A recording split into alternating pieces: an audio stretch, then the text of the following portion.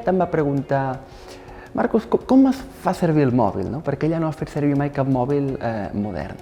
I llavors a mi se'm va acudir de crear un assistent on tan sols amb la veu, sense haver d'aprendre a utilitzar totes les funcions del mòbil, pogués trucar amb la família, li poguéssim enviar imatges o pogués fer les funcions que faria amb el mòbil. Un cop vaig tenir la Cati amb una versió de prova, era el moment de provar-la i per això vaig contactar amb l'Ester i amb el Punt Òmnia. L'Òmnia, per exemple, és un espai on normalment treballem amb gent adulta i gent gran, és el col·lectiu potser més nombrós, i el vaig veure que era una eina potencial per la meva gent. Un assistent que venia feta per un jove de la Seu, o d'un poblet al costat de la Seu, per tant és talent urgellenc i és superimportant donar veu, donar visibilitat i que els joves estan fent coses i coses molt positives.